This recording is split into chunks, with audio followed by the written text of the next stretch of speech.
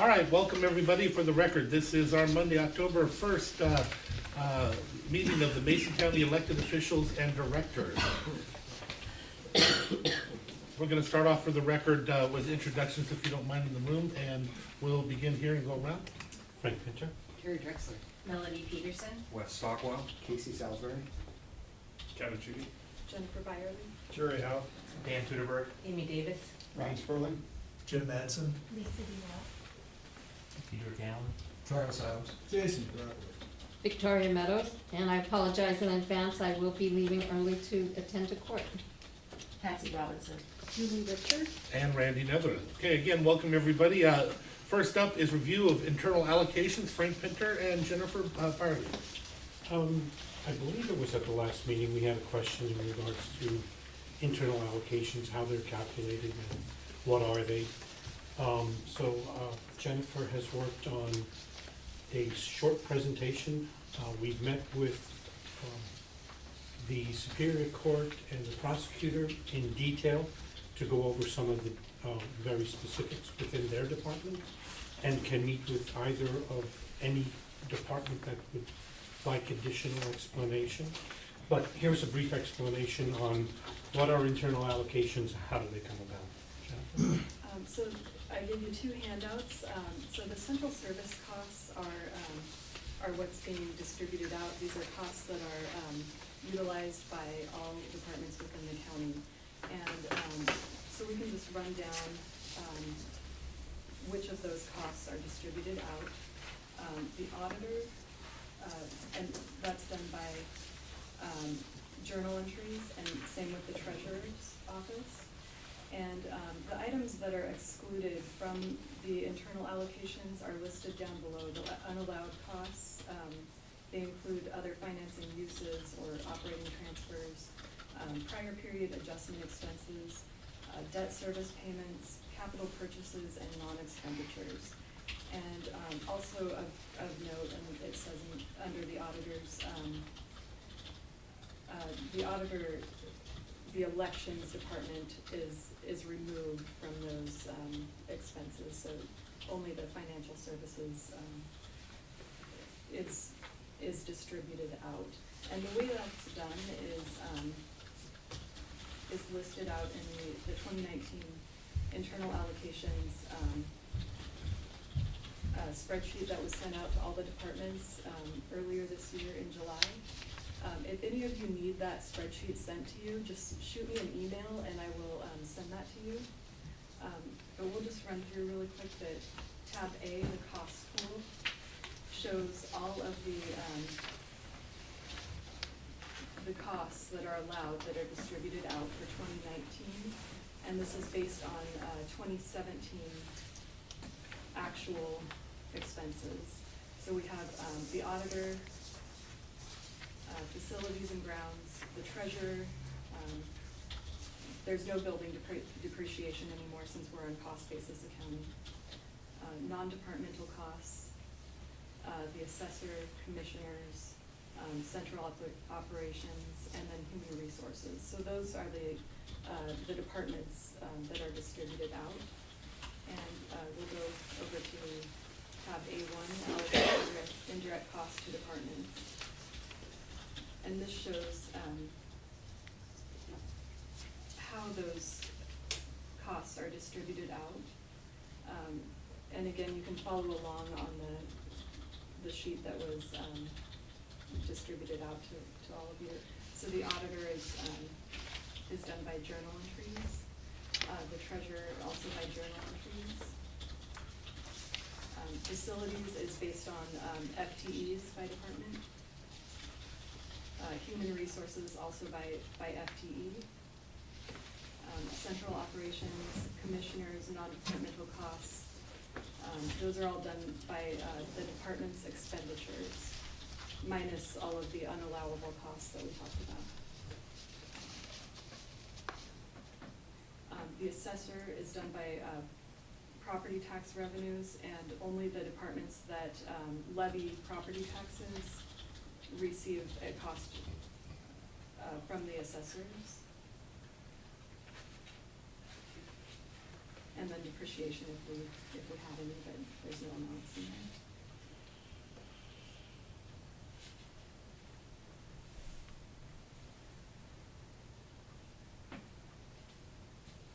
so, there's the total. And the allocated costs receivable from departments, the $1,745,112, that's the amount that, will be received. The rest of it, the $3,424,594 is charged out to departments that, or funds, I should say, that are agency funds, that do not pay into, to the county through the central service costs, but we still need to show the amount that they are using of the central service costs. So are there any questions on this so far? And if you think of any later, you can always ask them, like Craig said, we can do a private presentation.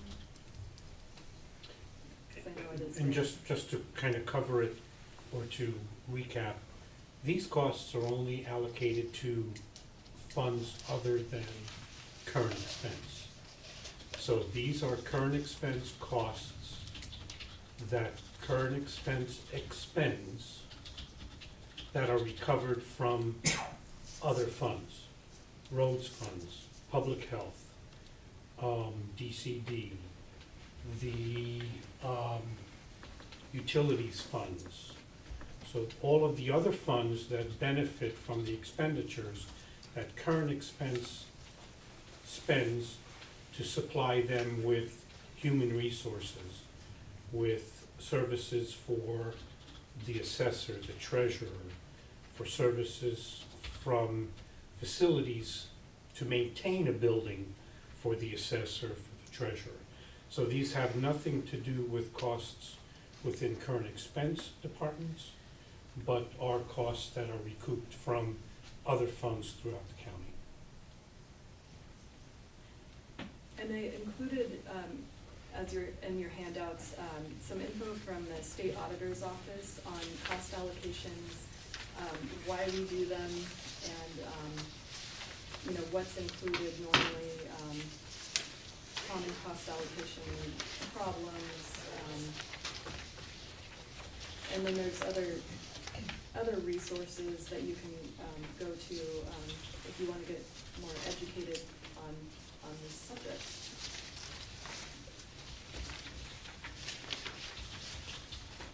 So,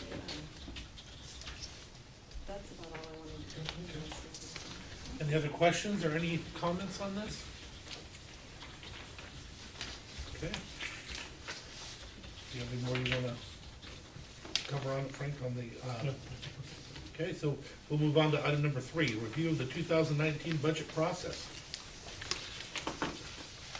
Last week or the week before, we had the presentation of the budget to the commission, which was a review of the preliminary budget submitted by all of the departments and funds to the auditor's office.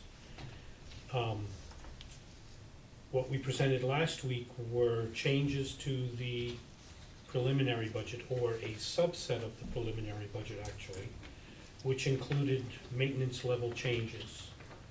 Those are costs that were calculated above last year's status quo 2018 budget to include mandatory increases for costs on collective bargaining agreements, for salary changes due to longevity or step increases that are required, changes to tax rates, L&I rates, benefits rates, medical costs, those changes that the county cannot avoid. What was left were what are policy level requests in the preliminary budget, which are those dollars that are above the maintenance level changes. Those were identified in 2 categories in the presentation to the board, and starting next week, we have workshops that will be presenting to the board the policy level requests with a, with reasoning as to what they are and why they're needed, whether they're staff increases, programmatic changes, requests for additional capital, whatever they might be, so that the board can then review them in relation to the budget as it stands currently. The presentation that was made last year in regards to the week, in regards to the preliminary budget, showed that there's about a $3 million gap between revenue and expenditure requests in the budget as it's presented in the prelim. As it's presented, relative maintenance level changes, it's pretty close, it's much closer than that. But it's materially, it's the policy level requests that are increasing the budget request in the preliminary for this year. The budget should be proposed to the citizens by November 19th. That gives us a 2-week notification process so that we can hold our budget hearing on December 3rd, which would be the first date of a proposed budget hearing, public budget hearing, to adopt a 2019 budget. The levy certifications are due to the assessor by November 30th. So if we can close the budget negotiation or the budget workshops around the middle of November, then we can, one, present to the citizens a budget that can be heard at a public hearing on the 3rd, as well as do the certifications of the levies by November 30th. Any questions around the? Do the PLRs include vehicle replacement requests? Yes.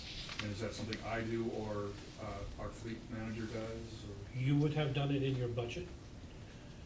If you haven't, and you're looking to add that supplemental to the preliminary, then meet with Jennifer and we'll work something together too. It was put in the budget, I just didn't know the process after that, if I meet before the board for that. Yes. Okay. Any other questions? Thank you.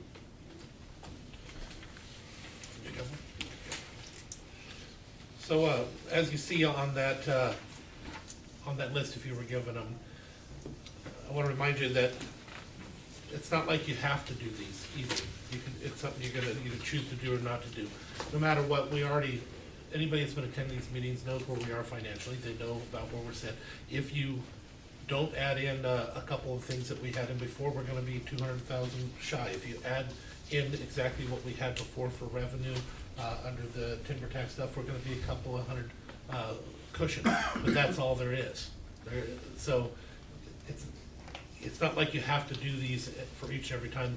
The odds are we're gonna try and stay and make sure nobody gets laid off, that there is no big changes that occur. We need to stay as safe as possible for the next year, obviously. Anybody wanna make a comment on any of that, or? Okay.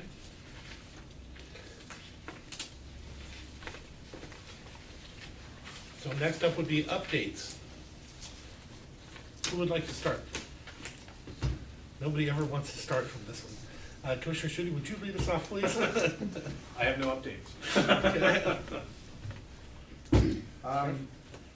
Best I can tell, our call volume is running ahead of where we have in the past. We've had as many more calls than we've had before. And we're anticipating possibly some retirements, and fulfilling the positions is going to be a little tough to fill those quickly. So we haven't got official in writing yet, but we've got a few of them anticipating retirements. Nothing here? Nothing. Sheriff, is it possible that, I don't know if we've done it that way before, because yours takes so long to go through, is it possible to maybe bring that to the commissions for early approval to go out for those positions, so that you don't have any hiccups? It's not that, Is it? you have to wait till they officially tell you. Oh, they're not officially telling, okay. I Yeah, thought- we can't by civil service rules go out early until they're out. Until they give us something that says this is when I'm leaving, it's just Okay. unofficial, I guess you'd say. How about in the back? Anybody? Your Honor? I don't recall whether we had were just down one person last time I was here, and then another person, Socorro, very experienced, or person who spoke Spanish, bilingual. She took a job in the Thurston County District Courts that paid more and is less work. The same story. So now we have lots of people with, what I'd say, under 3 years experience, and a couple with 4 years experience, and one with Tanya with, what, 14 years or something? 19. 19, anyways, but. And me with 38. And then there's Patsy. Wow, 38. So, yeah, you know, this turnover is just really killing us, which we're 2 weeks behind on average on paperwork. So, which is not a good thing in the courts when you're dealing with people's driver's licenses and their liberty. Others? Then I want to thank everybody. You're part of the other, sorry, my apologies. I want to thank everybody for Oh, their we- presentation. I met him too, so sorry, go ahead. Go I ahead, we'll want to get thank to him. everybody for their presentations, the Citizens Budget Committee and Advisory Committee. They wrapped up everybody's presentations. Last meeting, we grappled with the tough question first of, you know, how to close the gap between expenditures and revenues. And some preliminary discussions they had were, they truly believe that the voters need to at least be asked again about a levy increase, levy lift. And we talked about how when the voters know what that would be for, it's easier for them to get behind it. And what truly resonated with them was the costs of the court systems and the supported systems of public defense and the clerks, et cetera, being mandated services but not helped to be funded by the state. And that was a priority area for them as far as increasing the funds. They'll come back this week. There were some other reviews of other pieces of the budget they have questions on, and we'll review some of those questions about people's budget requests, as well as any other thoughts they've had about closing that gap. And then that'll be probably a set of preliminary recommendations to the board. And then they'll take on some of the other areas they were asked to make recommendation on. The budget process, you know, whether we should go to a zero-based budget or a biennial budget, and those other types of lists of recommended areas for discussion. But first we're going to start with the closing the revenue gap, and that's where we are at this point. Thank you. October 1 starts the beginning of the new 4-H year, so happy 4-H year, everybody. We're going to do a celebration event October 25th at the Transit Center Gymnasium. It's a free community event celebrating 4-H and what we do for the community. We're going to be showcasing fun and games and activities, and Lego Robotics is coming to Mason County now through 4-H. We're able to meet with a 1950s 4-H member who spent his life in Seattle and gave us a call a few months ago and said, I attribute all my life skills to what I learned to be successful in life to 4-H. And he's coming down next week to actually meet with us, and he sent us one check already, which allowed us to purchase Lego Robotics. So a gentleman who attributes what he's done to a program right here in your county. Really recommend coming to this program, seeing what the Mason County kids are doing and how you can support them through this endeavor. So take one, pass it on. You can hang it up in your offices. Let me know. We can make more copies for that as well. Also on November 30th, the Early Learning Coalition of Mason County is going to host a family educational event at the Transit Center as well. And that's going to be over 50 agencies in this area going to come together and host just a family engagement activity for people and families to learn about resources and to support early learning in our area. And in December, we're going to be hosting an advocacy event asking local politicians, both state and county and city, to come together to talk about needs and gaps of early learning in Mason County. And so we can start addressing some of these pieces. So I'll keep you updated on that coming up. Some of you will be invited as well to participate in that, and that'll be in December. Thank you. Anything? Your Honor, we are at updates from elected officials and directors. Do you have an update for the court you'd like to share with us? Some of them has taken as long as 10 minutes, so you're welcome to take as much time. Well, thank you. When's dinner coming? Yeah. I have a can of Vienna sausages I can share with you. I'm gonna bring Ross back, at least he had M&Ms. Well, true.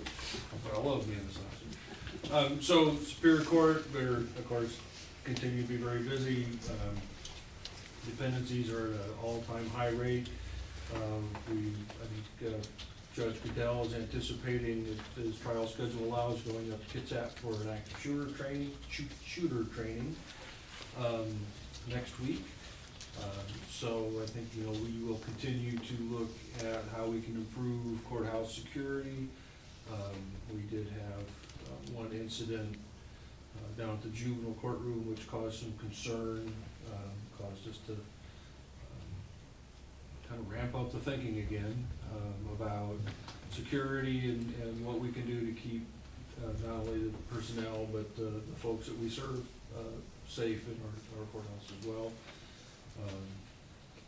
So that's kind of a thumbnail of where we are. I think we are finally through the rotation of vacations and things, but because of some special cases, we're kind of rotating with Thurston County on some judge shopping or swapping back and forth, so that always complicates things because you lose some time with folks on the road going back and forth. So that's kind of a brief thumbnail of where we are. Okay. Yes. Just a question for Judge Cobb. So, Judge Goodell had been talking about a pretrial services pilot program that Yes. the court was investigating, I believe out in Yakima. Have you had any further deliberations on? So we have had some meetings, and I think the last meeting we had, the Commissioner, you weren't for some reason able to attend, but we have another meeting scheduled. I want to say it's about 2 weeks out. I don't have it at the top of my head.